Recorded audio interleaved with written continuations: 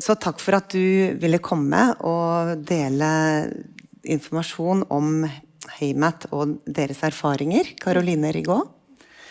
Du markedsdirektør i Haymat, har jobbet der i 2 år, og du har over 15 års erfaring med markedsføring, merkevarebygging, og har hatt kommersielle lederroller og styreverv, både i Norge og internasjonalt, blant annet i Orkla og Haymat.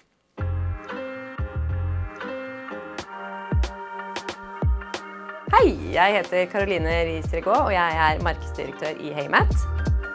95% av alle hjem har en dørmatte. For de aller fleste så det bare noe de tråkker på, og ikke noe de bruker tid og penger på, i motsetning til resten av interiøret og hjemmet. Haymat handler om å gjøre en praktisk nødvendighet om til et designelement. For det tross alt det første du ser hver gang du kommer hjem, og det første de som kommer på besøk ser. Haymat har utviklet seg til å bli en kolleksjon av stilfulle og funksjonelle inngangsmatter som man finner i hjem, kontorer og offentlige bygg rundt omkring i hele verden. Sammen med noen av Skandinavias fremste designere så utvikler vi dørmatter som kombinerer estetikk, funksjonalitet og bærekraft.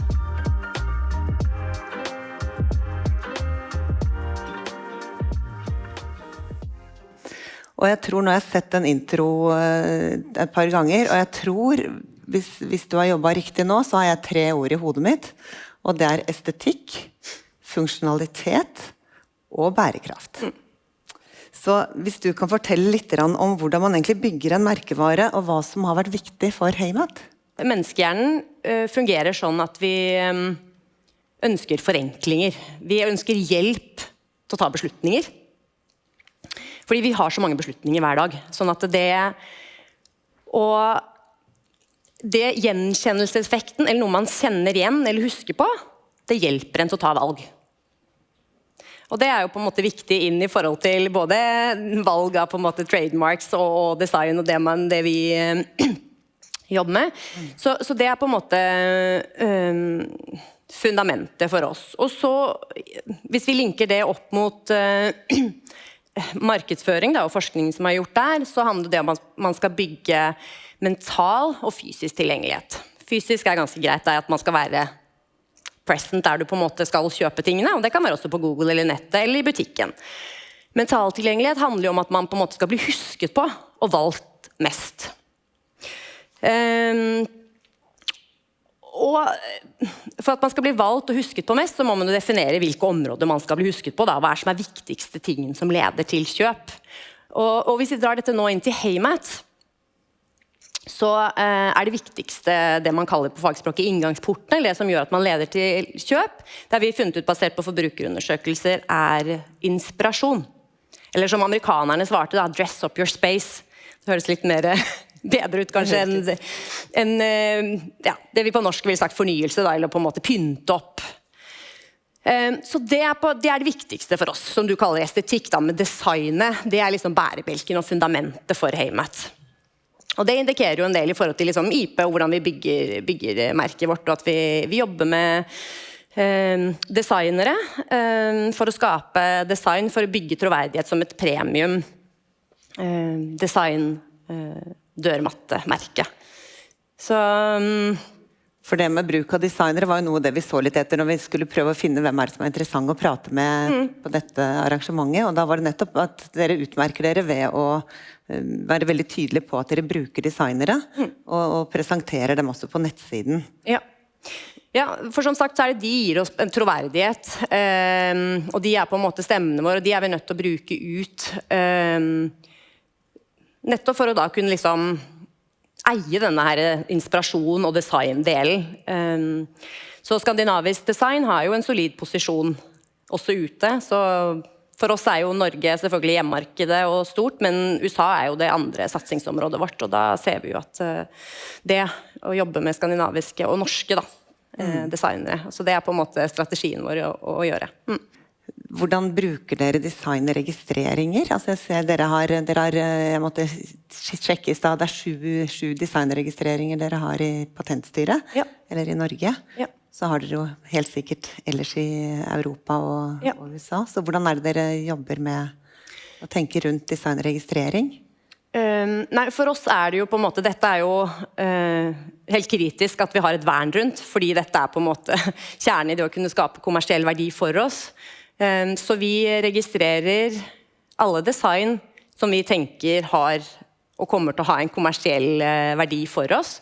Og så det jo sånn at man har jo 6 måneder på å gjøre den registreringen, så de designene vi har rom for å på en måte teste litt ut i markedet først da. Og så med en gang vi ser at det en bra offtake og noe som markedet responderer på, så det veldig viktig for oss å registrere. Og det har vi jo hatt saker på dessverre, som gjør at vi har hatt nytte av at vi har registrert designet vårt. Ja, for det man kan ikke prøve ut for lenge, da kan det komme fort noen som blir veldig inspirert. Og noe, altså det å bli inspirert jo lov, men så det jo ikke lov hvis det blir for likt. Så hva deres erfaring med nesten like og lignende dørmatter? Ja, IP-strategi har vi sett fra ganske tidlig har vært viktig for oss. Så vi har liksom en tydelig IP-strategi som gir oss retning. Den både setter liksom strategien sånn mer overordnet, men strategien vår inneholder også en handlingsplan. Så det skal være liksom ganske tydelig basert på sakene som kommer opp, hva vi skal gjøre. Og så det jo 2 ting da, som på en måte litt det vi alltid står og vurderer, og det handler jo om kommersielt på en måte kost-nytte her. Men de 2 tingene som viktigst jo størrelse på selskapet, og så det hvor stor forvekslingsfaren da, ikke sant? I den grad den helt lik, eller hvor langt ut, hvor lik den. Så det liksom de 2, og der har vi forsøkt å skissere ut noen retningslinjer, men det blir jo en vurdering man må gjøre fra sak til sak. Og så har vi også faktisk sett, og det har jo guidet oss litt også, at vi har en del merkeambassadører, vi har en del forbrukere, vi har bransjefolk som gjerne tar kontakt når de oppdager ting ute i markedet. Og til og med også på en måte, vi kan få meldinger fra forbruker på Meta. Dette jo en tro kopi, hva har skjedd her?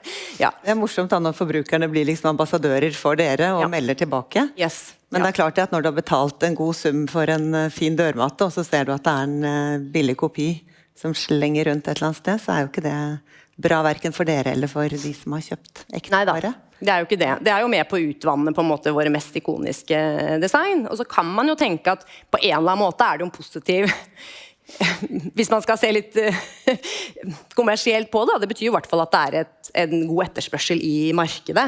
Og det gjør oss jo på en måte bare mer motivert for å holde på den og fortsette å skape verdi da. Og så vi nødt til å følge opp de casene som vi anser som mest kritiske, som vil på en måte ta for mye av vår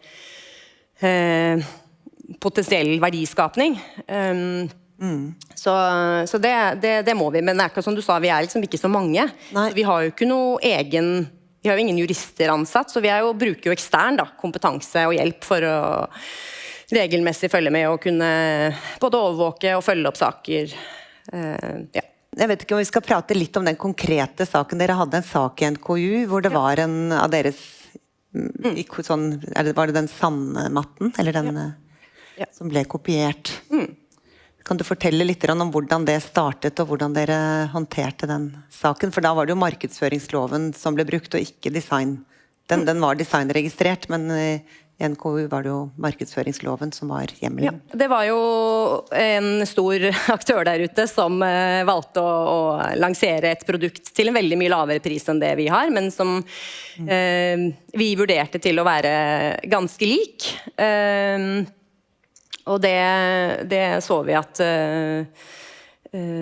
ville påvirke oss økonomisk. Vi så også at det var en del influensere der ute som faktisk begynte å sammenligne mattene, så det var liksom ganske tydelig at forbruker også oppfattet at dette var noe som eller var likt da, vår ikoniske sandmatte, som vi jo har over mange år jobbet for å etablere, og som et ikonisk design. Så derfor så valgte vi å ta en sak inn i NKU, hvor det da heldigvis ble en enstemmig konklusjon at det var et brudd på markedsføringsloven 30, eller paragraf 30, fordi at de hadde valgt å utnytte da, det vi har investert i markedsføring og utnyttet vår markedsposisjon rett og slett, og at dette var med på å utvanne da Sand sitt ikoniske designuttrykk. Så ja. Og du fortalte litt om dokumentasjonen i den saken som var litt interessant, som nettopp gikk på det med bruk av designer og hva som var viktig der. Ja, og det er jo en del av IP-strategien vår, at vi er veldig opptatt av at vi har klare avtaler med alle designerne våre, klare brukerrettigheter og eierskap, opphavsrett, og så har vi også dokumentasjon på hele prosessen og på hvordan designet har kommet frem, så det var jo veldig nyttig inn i denne saken. I tillegg så har vi jo mye dokumentasjon på hvordan vi har bygget merket vårt, hvordan vi har kommunisert ut mot forbruker. Så alt dette, at vi hadde det på en måte på bok, holdt jeg på å si, det var verdifullt inn i denne saken da. Ja, det var ikke bare noe som var rasket sammen, liksom? Det var ikke noe som var rasket sammen, det var noe som var dokumentert over siden det ble lansert da. Ja. Så da opplevde dere NKU som et effektivt sted å få løst den saken? Ja, det opplevde vi. Vi er jo ikke så store, sånn at det er jo liksom, vi har jo alltid en strategi om at vi liksom skal starte på laveste instans før vi på en måte eskalerer. Så hva er det laveste, hva er det første trinnet man gjør når man oppdager noen som man tenker man skal gå etter? Ja, hvis vi ser at ok, dette er noe vi bør forfølge, så er det cease and desist letter som vi alltid, ja, eller som vi da gjør, med mål om å tilbaketrekke for motparten da.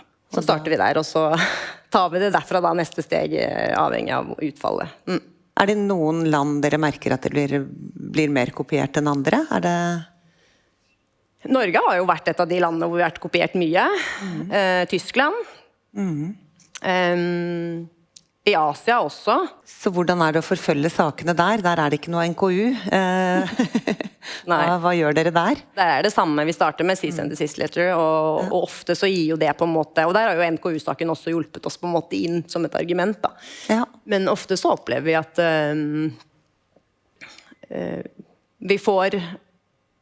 vi blir hørt, og så klart at ulempen er jo at det stadig kommer nye saker, da. Det kommer opp igjen, opp igjen, opp igjen. Ja, så man kan ikke slappe av. Nei, vi kan ikke slappe av.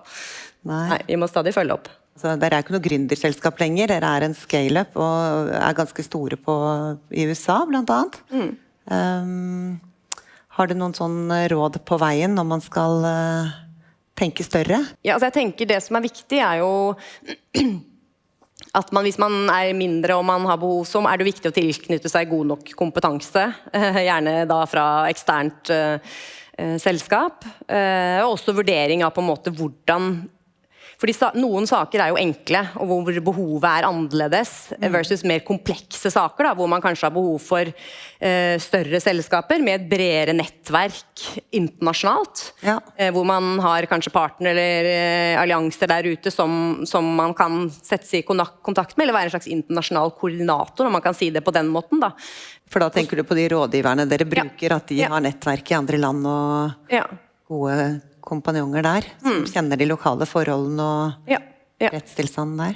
Og så vil jeg jo si, selv om vi startet smått, så hadde vi en IP-strategi fra starten. Altså det å på en måte ha en tydelig strategi og tydelig handlingsplan er ekstremt, har i hvert fall hjulpet oss veldig. Og igjen tilbake til dette med dokumentasjon har vært helt kritisk for oss. Og ofte så blir det jo på en måte... Det er jo mye følelser involvert i dette her også, og kanskje spesielt for de designerne og for gründeren som står i dette her. Sånn at det å ha da en konkret handlingsplan, det gjør det mindre... Det gjør det lettere at hva vet man skal følge, så det tenker jeg er nyttig. Og sånn i forhold til å vokse ut som et selskap, så hvis vi liksom ikke bare innenfor dette, men så tenker jeg det som har vært nyttig for oss er jo det å både forstå lokale eller markedet og markedsforskjeller, forbrukere, innsikt, ha en tydelig nok innsikt da, både om forbrukerkundene dine og eksterne eller andre markeder. Så I USA for eksempel, så har vi jo et eget selskap, da, fordi vi har sett liksom, at USA det viktigste markedet for oss, og der vi tror vi kommer til å vokse mest. Så der har vi lokale, altså feet on ground. Da. For der produserer dere matten nå? Ja. Ja. Det blir bærekraftsdelen, blir kortreist? Ja, så det jo flere hensyn, ikke sant? Det jo noe med dette med innsikten, og så det jo noe med, for da har vi jo forstått at for amerikanerne så det ekstremt viktig at produktene leveres nesten på timen, ikke sant? Sånn at det å kunne ha et godt lager, mennesker man kan stole på der borte. Og også som du sier, dette med bærekraft, da, at man nærmere, at vi ikke skal sende produkter over halve kloden. Det å kunne være nærmere sluttbruker mer bærekraftig. Ja. Vi har jo akkurat nå, altså nå det jo EU ikke så fornøyd med Norge som somler litt med å innføre en del ting, men det en ting vi har vært ganske raske med å innføre, og det å bruke det i sirkel for designregistrerte varer. Så det har vi gjort før vi har fått direktivet på plass.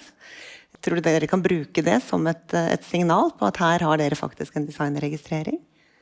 Altså jeg tror jo sånn som varemerkeregistreringen R-en har vi jo sett, trademark har jo en stor verdi, spesielt i USA, og det ikke noe tvil om at et symbol som kan hjelpe å sette en standard og vise ut at her har vi faktisk registrert dette designet. Det vil absolutt være et nyttig verktøy, men det som viktig jo at det betyr noe der ute, holdt jeg på å si, at forbruker eller at konkurrenter vet hva denne D i ring faktisk betyr. Da. Så blir det bygget, og blir det en stor ting som man har, eller forstår hva ligger i, så tenker jeg det absolutt kan være verdi. Ja. Så Patentstyret har begynt så smått med en kampanje, men det kreves nok litt mer før man vet hva som ligger i det, og hvordan man skal bruke det. Men takk for oss. Takk.